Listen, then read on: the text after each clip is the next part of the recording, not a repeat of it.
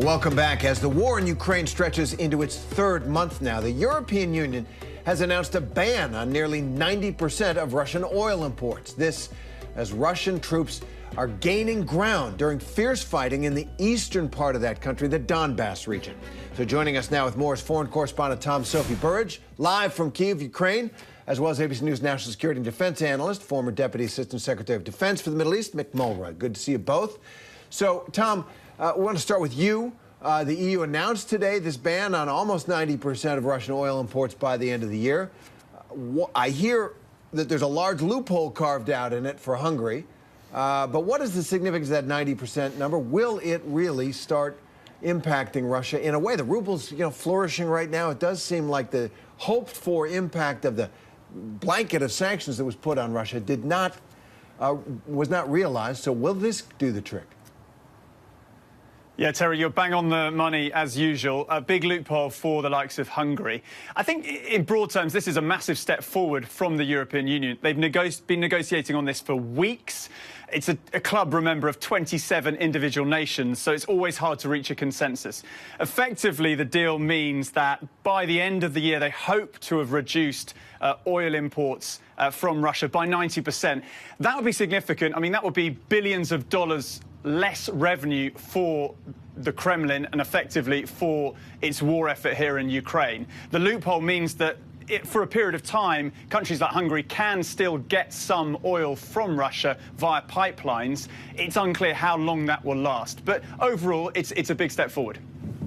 So also, Tom, today the EU leaders are discussing the food crisis there in Ukraine amid a virtual blockade of the country's ports, which experts warn could cause a crisis for food supplies across the globe. What do we know about that? What's the latest? Yeah, Kira, really interesting developments now. I mean, we know that European leaders are really pushing on this.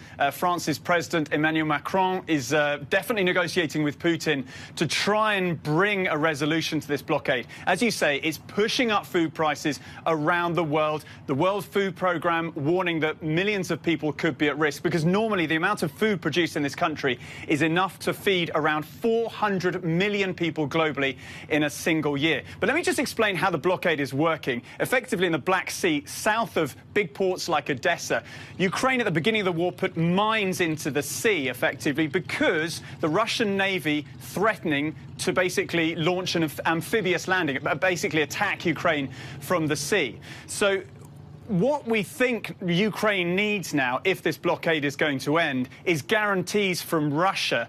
But as one NATO official put it to ABC News in a briefing this week, basically, Ukraine can not really trust anything Russia says these days for obvious reasons. So it's hard to know how and when this blockade will be resolved.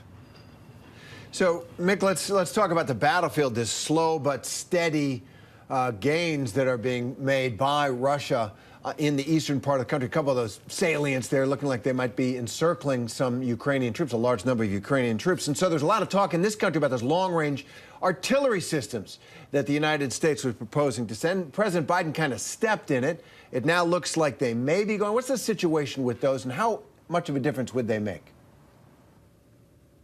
So, Terry, I think you're right. We are seeing very slow and limited advances by the Russians in the Donbass, specifically to this HIMARS system, this M142. One, I'm very familiar with it. It is a very effective weapon system, and it would greatly enhance the Ukrainian capabilities on the battlefield. I think what the president is weighing is that it does have a very, depending on which munition you use, it can go anywhere from 300 kilometers to 500 kilometers with very precision, very much a precise impact.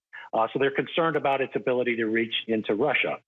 From my point, and I don't have obviously the same information that the White House has, I would think that we could provide that and just provide caveats on what they can and can't use it for. And I believe the Ukrainians, unlike the Russians, could be trusted with that. But that is what the concern is. The Russians have said this was a red line system for them. But I think we should make that determination ourselves, but not so much of what the Russians like or do not like. Tom, Soufi, Burridge, also Mick Mulroy. I always appreciate your perspective, guys. Thank you so much. Hi, everyone. George Stephanopoulos here. Thanks for checking out the ABC News YouTube channel. If you'd like to get more videos, show highlights, and watch live event coverage, click on the right over here to subscribe to our channel. And don't forget to download the ABC News app for breaking news alerts. Thanks for watching.